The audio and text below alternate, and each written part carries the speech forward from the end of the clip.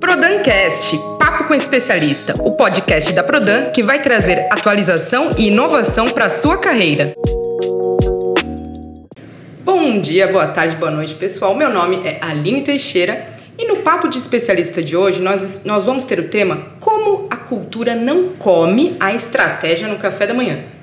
E para falar comigo hoje sobre esse tema tão interessante, tão importante nas organizações, estou aqui com Daniel Portillo. Daniel, que é estrategista de desenvolvimento organizacional e pessoal, 15 anos de experiência no desenvolvimento de equipes, lideranças em empresas como Banco do Brasil, MRV, ICO, Ambev, e ele também desenvolve os líderes da Prodan desde 2021. Daniel, muito obrigado por você ter aceitado esse convite de estar aqui comigo hoje para a gente bater esse papo tão importante.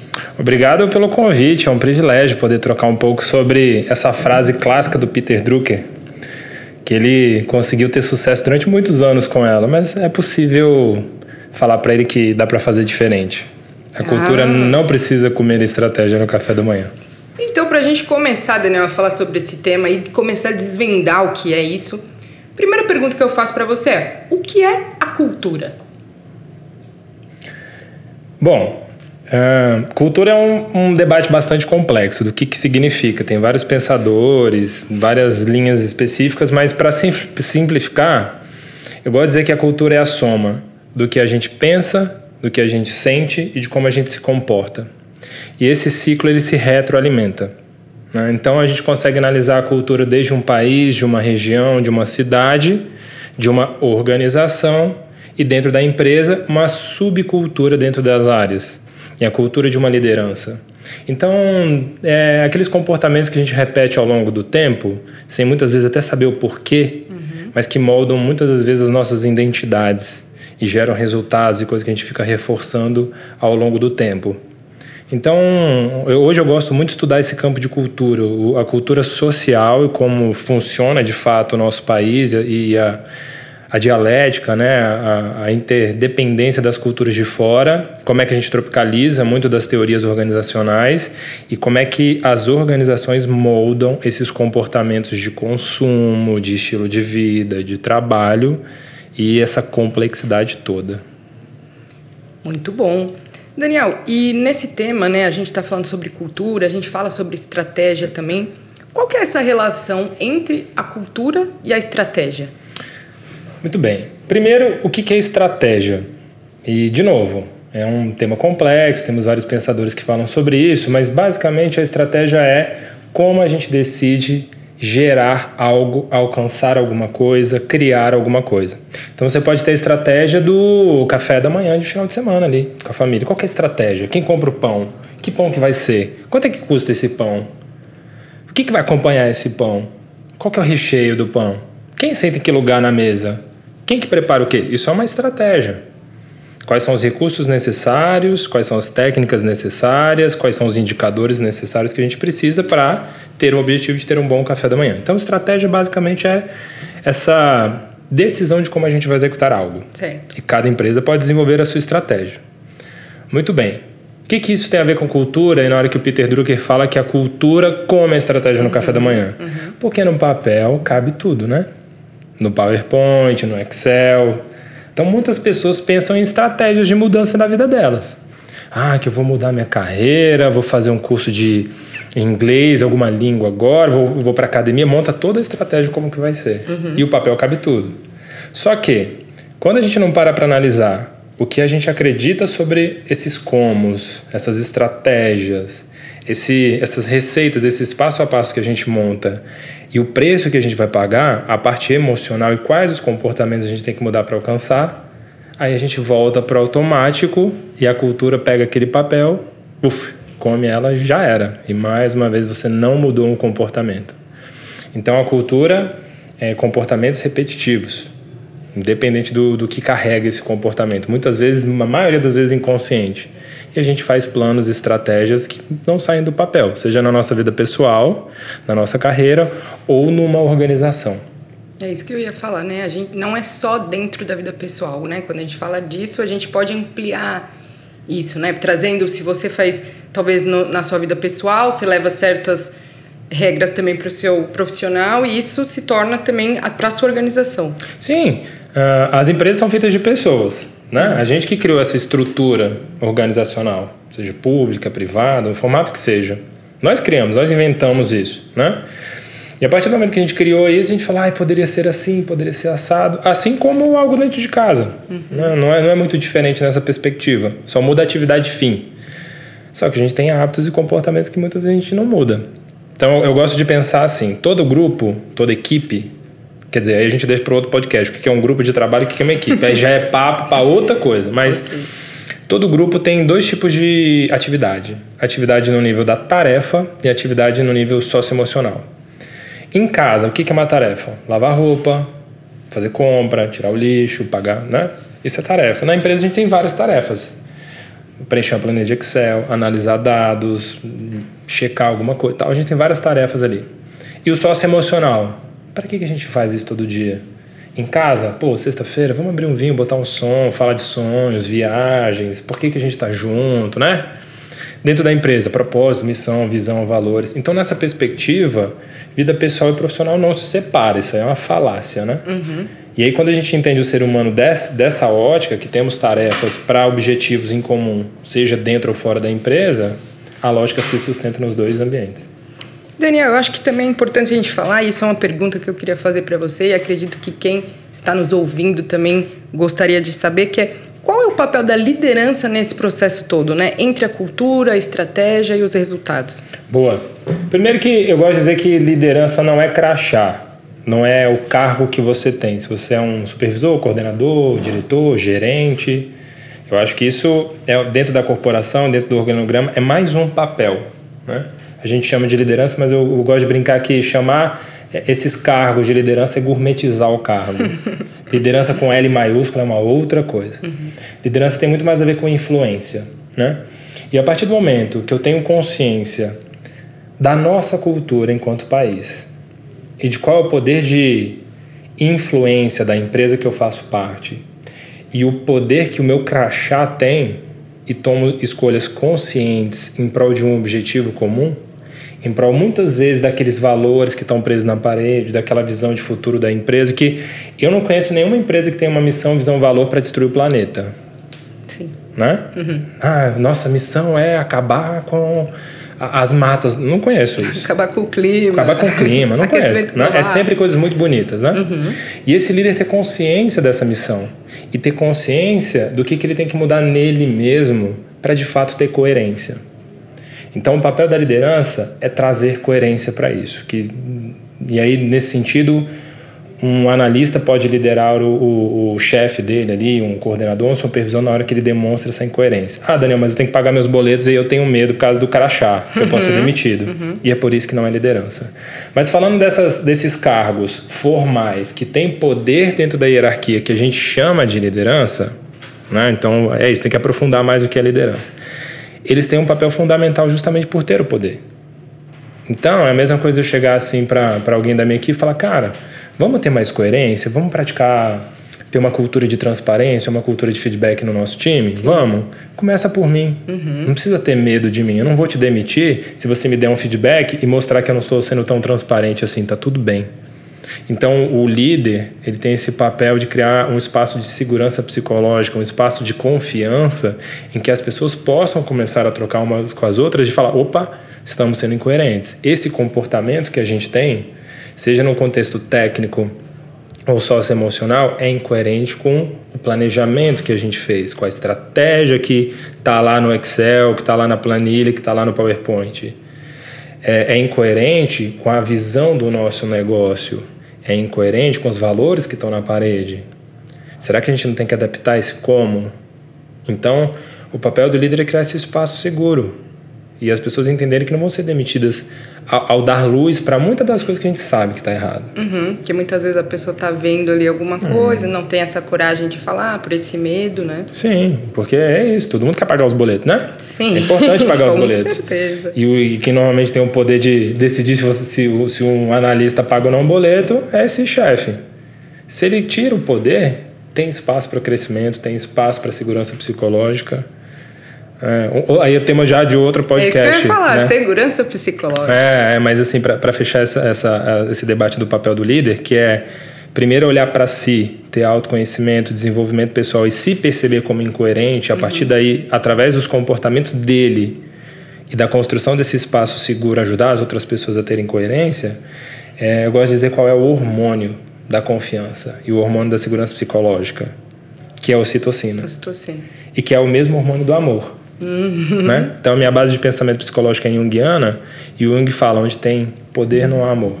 Um é sombra do outro, né? Um é a moeda do outro lado, assim. Então, tem muito chefe que usa poder, crachá. E aí a cultura fica só de parede, porque ninguém tem coragem de levantar a mão e falar, vamos fazer diferente? Porque isso vem nessa hierarquia, Exato. né? De cima para baixo. Se o cara age assim, eu não vou fazer diferente, né? Se meu chefe tá falando A e tá pedindo e age B, eu que vou falar para ele que ele tá incoerente. Eu quero pagar meu boleto. E aí a gente fica com a famosa cultura na parede, valores de parede. Tá dito, mas não é feito. E ninguém tem coragem de botar esse elefante na mesa e falar sobre isso. E quando a gente fala sobre isso, Daniel, você que é um estrategista, né, que já trabalhou em diversas empresas, inclusive está fazendo aqui na Prodan um trabalho muito bacana. Eu tive a oportunidade de estar presente, né, com você. Qual que é o papel do treinamento, né, nesse desenvolvimento? Para formar, porque assim, esses líderes, eles precisam, como você falou, ter o autoconhecimento, né, entender, né, os valores, a missão e tudo da empresa. Então, precisa começar com as lideranças, é isso? Como é que funciona esse treinamento? Normalmente começa com as lideranças justamente por essa influência. Né? Se o líder tem um comportamento coerente, invariavelmente as pessoas começam a replicar isso. Eu gosto de dizer que um líder que quer que exista uma cultura de feedback na equipe dele, ele não tem que botar esse pessoal para ter treinamento de feedback técnico. É começar a pedir feedback. O que eu posso fazer de melhor na minha liderança? O que você percebe que estou sendo incoerente? Ele fala isso para os colaboradores, isso. Me dá um feedback, o que você acha da minha liderança? E o papel do treinamento, é legal a gente entender treinamento e desenvolvimento. Eu quero desenvolver uma habilidade. Né? Uma habilidade, por exemplo, de ter uma comunicação eficaz. Dentro do desenvolvimento dessa habilidade, eu tenho treinamentos diversos possíveis, de técnicas, né? de técnicas, basicamente, para eu desenvolver uma habilidade de comunicação eficaz.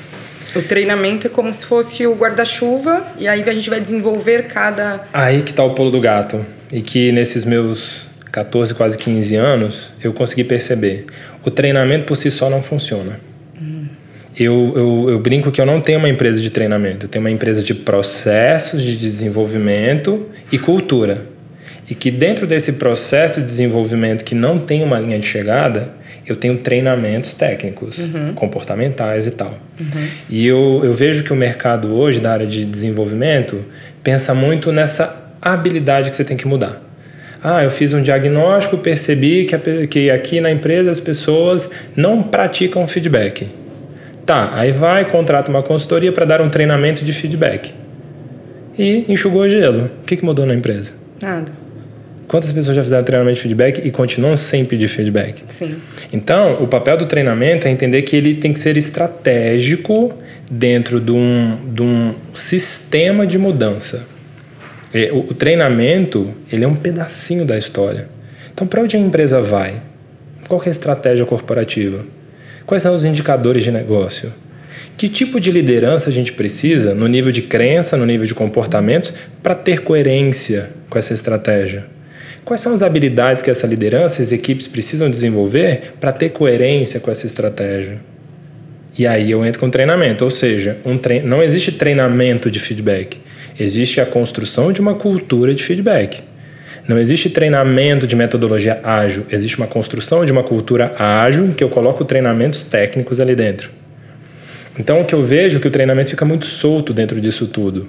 Fica ações isoladas ali da área de DH, desenvolvimento humano, sem ter uma visão mais ampla. As pessoas precisam começar a entender, como eu enxergo e como eu defendo hoje, que o T&D, o desenvolvimento humano, ele é estratégico. O treinamento ele é estratégico nessa perspectiva.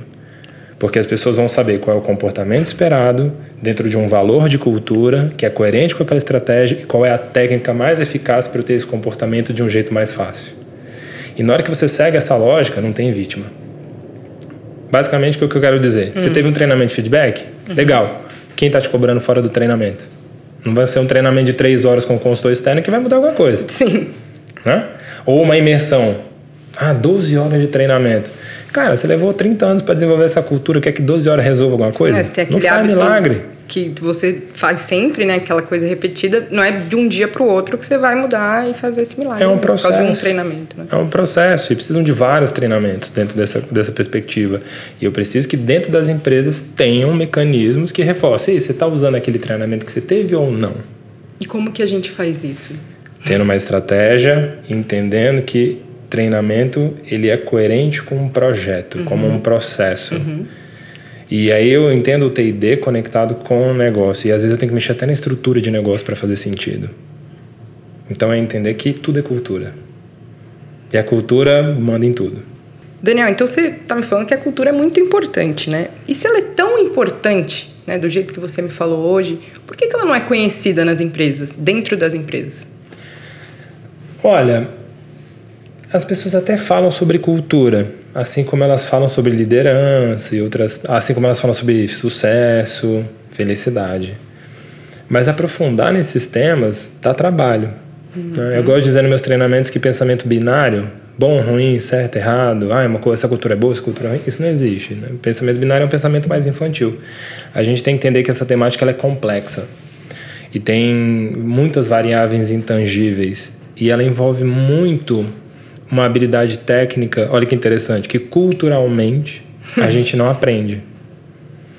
Então, se você for parar para pensar, as soft skills, que são habilidades basicamente de liderança, são habilidades de se relacionar com outro ser humano. E o que a gente aprende, olha que interessante, culturalmente na nossa vida? A aprender uma teoria, replicar essa teoria, bater a meta, que é passar de ano no colégio. Se você bateu a meta, você continua, você vai evoluindo de cargo até chegar numa graduação, numa pós-graduação. Então a gente não tem um hábito ou uma cultura de ensinar para as pessoas relacionamento. Como é que a gente tem conversas difíceis, como é que a gente pode se autoconhecer, qual é o preço que a gente tem que pagar para ter coerência, o que é felicidade, o que é... Percebe? São debates mais complexos. E até mesmo porque é muito pessoal, né? Se você pergunta para uma plateia, todo mundo quer felicidade e sucesso, mas o que é para cada um, né? Exato. Se a gente vai no coletivo, não consegue enxergar isso para si, né? E aí que é interessante, né? As pessoas querem, mas primeiro que não fez uma reflexão para si mesmo, o que é felicidade para mim, e aí o que isso tem a ver com empresa? Cada empresa tem uma cultura única, individual, que nem um ser humano. É a cultura autêntica daquela organização e dá trabalho chegar nela. Exige autoconhecimento da autoliderança, exige uma reflexão profunda do porquê que essa empresa existe. Existe um movimento muito emocional. Qualquer mudança, ela tem um aspecto emocional que não é levado em conta. Então, a cultura ela é falada, mas não é utilizada como gestão, porque ela dá muito trabalho.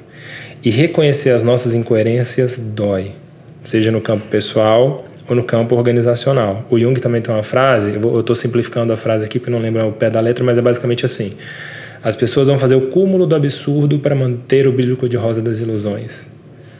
E é interessante que eu estava lendo um livro recente que é uma evolução da capitalismo consciente, que fala assim: se a gente não reconhecer o dano que a gente cria, como é que a gente vai mudar? E que empresa tem coragem de falar: eu estou contribuindo para o aquecimento global, fui eu que poluí aquele rio mesmo, a responsabilidade é minha e eu vou fazer alguma coisa. Quem é que está disposto a abrir mão de lucro? Quer dizer, o lucro ele é bom, né? Mas eu digo desse lucro que vai para o bolso do acionista em prol de alguma coisa. Então, falar de cultura é falar de desenvolvimento organizacional de um lugar mais profundo, de maior consciência, e dói demais. Quem fala que desenvolvimento, seja pessoal ou organizacional, é fácil, rápido e gostoso, nunca fez ou está mentindo. E trabalhar com cultura, que nada mais é do que questionar a nossa realidade, felicidade é um valor que eu tenho, seja empresarial ou pessoal. O que é felicidade para mim? Qual que é o preço que eu vou ter que pagar para ser feliz? Sim. Opa, eu não estou feliz no meu trabalho. Será que o banco sai do meu trabalho para ser feliz? Transparência é um valor clássico de todas as empresas, né? Sim. Qual que é o preço da transparência e de viver a transparência? Opa, talvez as pessoas vão ver que eu não estou performando, né? Já que tem transparência de indicadores, de números, de processo. Quem está disposto a sangrar para ter uma cultura coerente e tirar da parede aquelas coisas lindas que estão lá? E é por isso que se fala, mas não vive. Entendi. E, Daniel, tem mais alguma coisa que você gostaria de falar para todas as pessoas que estão nos ouvindo, né, que são pessoas que estão dentro de organizações, que estão trabalhando, às vezes como líderes ou coordenadores, ou também não, né? Você tem algum recado para essas pessoas que estão nos ouvindo? Eita, eu tenho. É assim. Muitos dos planos que a gente faz, das estratégias pessoais ou corporativas, são utópicas, né? Ou seja, parece que é impossível alcançar aquilo. Aquilo ali é mó papinho, isso não é a vida real. Mas se a gente não começar a pensar nas utopias e realizá-las, a gente não vai mudar nada. Então, só reclamar e não fazer nada para mudar, não sei nem se vai ter planeta, né? Para as próximas gerações fazerem alguma coisa. E eu acho muito interessante essa fala, sabe? Porque a gente tem que pensar no futuro e fazer algo para isso. Não, você tem que pensar no presente, meu anjo. Tudo que você tem é o agora. Sim. Não tem essa de pensar no futuro. Porque se você não fizer agora, não tem futuro. Né? O comportamento é agora. Faz alguma coisa hoje, agora. Cara, tem muita coisa para fazer ainda hoje. Para ser um pouco mais coerente com o que a gente acredita, com esses valores que a gente fala, sem saber o que de fato significa.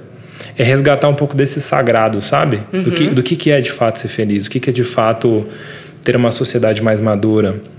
Então, o meu convite é ter autoconhecimento. Eu costumo dizer que conhecimento técnico sem autoconhecimento faz bomba atômica. E o que justifica uma bomba atômica? Se a gente investisse em inteligência emocional, em autoconhecimento, a mesma quantidade de dinheiro que a gente está investindo em inteligência artificial, cara, o mundo seria completamente diferente. Só que tem que sangrar para isso. A Melanie Klein, que é uma pós-Freud, ela fala que a cada nível de consciência que eu ganho é um paraíso que eu perco. Faz sentido. Sabe? Então, cara, olha para dentro. Não tá fora, tá dentro. E isso parece papinho, né? Mas esses papinhos, eles têm uma sabedoria. E por que ele continua sendo um papinho que se repete há mais de 2000 anos? É porque ninguém ainda fez. Tem certas coisas que a gente precisa começar a olhar e questionar se está fazendo sentido. E mudar a nossa cultura.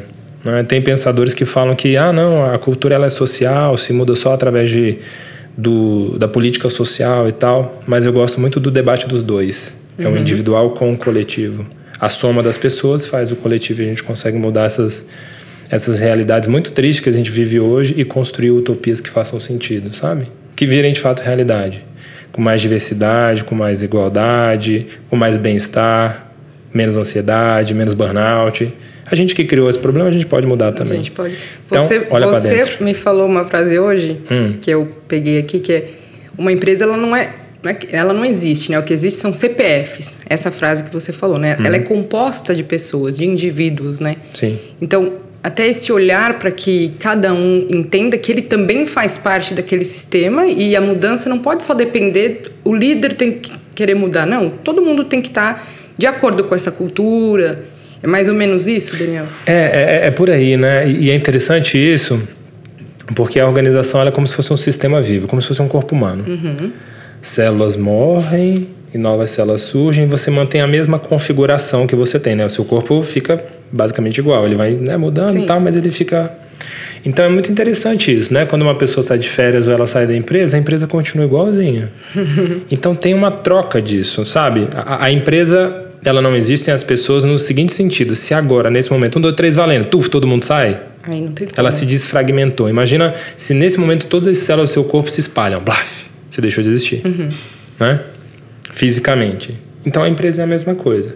Agora, se a gente pega uma célula que sai e outra que sai, aí ela parece que vira uma entidade mesmo, vira um ser vivo que ela consegue se sustentar. Se ela está funcionando em equilíbrio, né, que é isso que acho que traz os seus treinamentos, o desenvolvimento que você faz nas empresas, é trazer esse equilíbrio para que esse ser vivo, né, entre aspas, consiga viver adequadamente. Perfeito.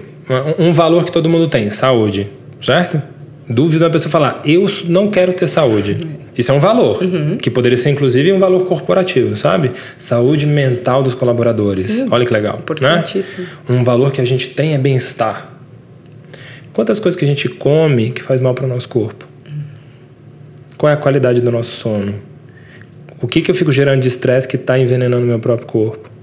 Percebe a incoerência? A gente é incoerente com o nosso próprio corpo, imagina dentro das corporações. E como é que faz mudar essa incoerência? Autoconhecimento. Um projeto de cultura corporativo é como se fosse um processo gigantesco de autoconhecimento corporativo.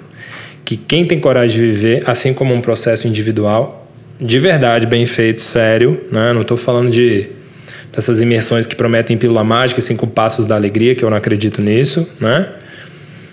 Aí a coisa vira, sabe? Então eu sei que esse recado final cresceu, mas basicamente olha para dentro, autoconhecimento e tenha coragem de sangrar pelos seus valores.